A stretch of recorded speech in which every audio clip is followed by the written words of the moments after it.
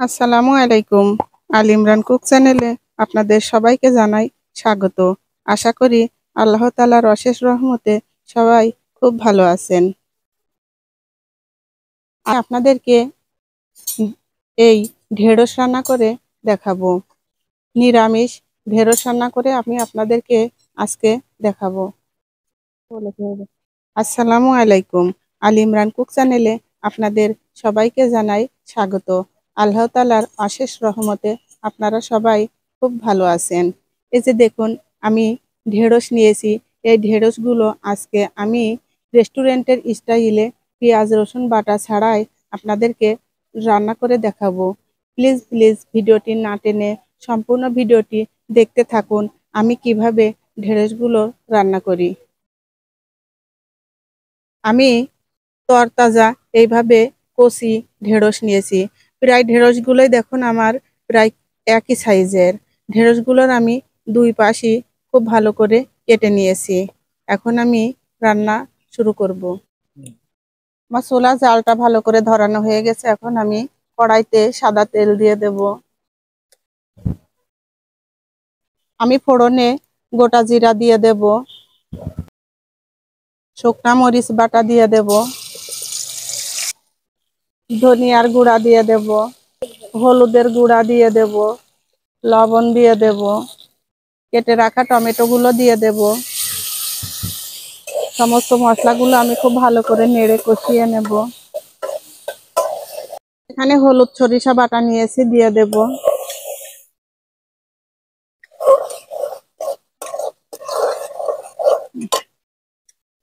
আমি সরিষা বাটার এই বাটিটা ধুয়ে একটু পানি দিয়ে মশলাটা খুব ভালো করে কষিয়ে নেব।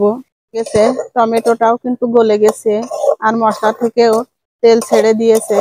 এখন আমি কেটে ধুয়ে রাখা ঢেঁড়সগুলো দিয়ে দেব।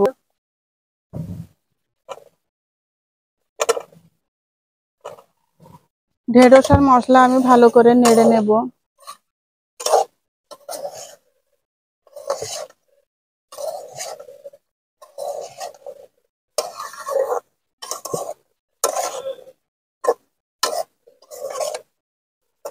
ঢেঁড়স আর মশলা আমার খুব ভালো করে নেড়ে মিশিয়ে নেওয়া হয়ে গেছে। আমি আর বেশি কষাবো না। এখন আমি ঝোলের পানি দিয়ে দেব।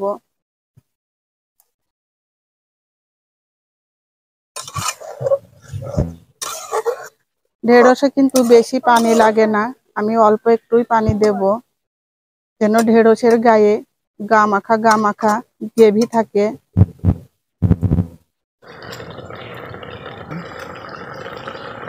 ঢেঁড়সের ঝোলটা কিন্তু একেবারে শুকিয়ে গেছে, আর ঢেঁড়সটা কিন্তু সিদ্ধ হয়ে গেছে। ঢেঁড়স রান্না আমার শেষ।